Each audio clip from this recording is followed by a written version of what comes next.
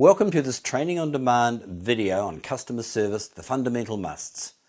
We've broken the video into two parts. You're about to see part one. Before we get going, make sure you've downloaded the participants workbook. You can use the workbook to make notes, complete some exercises while the video is on pause, and in many cases the workbook carries more detail than I'm able to give you throughout the video. Later, you can download the quick tip guide as well and make any audio files you might like to listen to again. I really do like the quote that's at the start of your workbook by Peter Drucker. It includes the thought, "The result of good business is satisfied customers." Each and every one of us serves customers in some form, whether we realize it or not. Maybe you're on the front line of a company serving the people who buy your products, or perhaps you're in finance serving the employees by organizing salaries or helping to keep the company running. Or maybe you're a company owner working with your staff and your customers. This populous video workbook will look at all the types of customers and how we can serve them better and improve ourselves in the process. Customer service sounds so easy, yet in just the last month I've come across the usual horror stories. Even this week, with someone wanting to build a house. It's a tough economic environment at the moment. You'd think suppliers would be hungry for every opportunity. Sadly, no.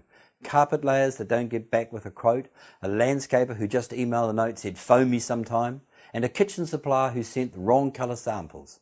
Trade shows where the person on site couldn't answer basic questions, a roofing trust company that responded 2 months after they were asked. Retailers where a purchaser was made to feel a vandal because the clothing purchase had a button missing. And their solution eventually where the purchaser had to drive all over town to find a replacement garment.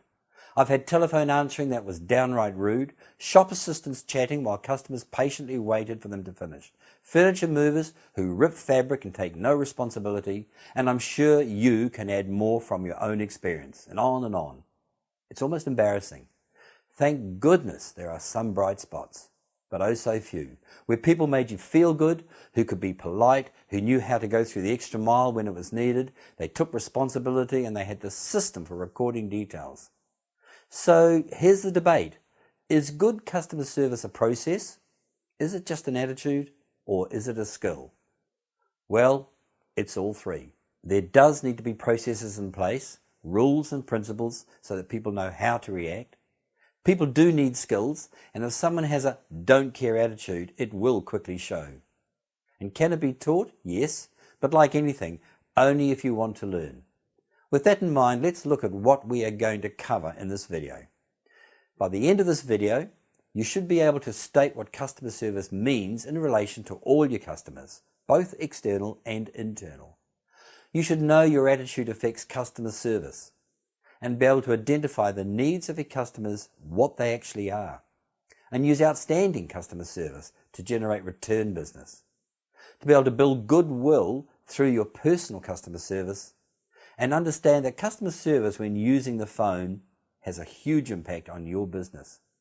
You'll be able to connect with customers through some of the online tools and be better at dealing with difficult customers.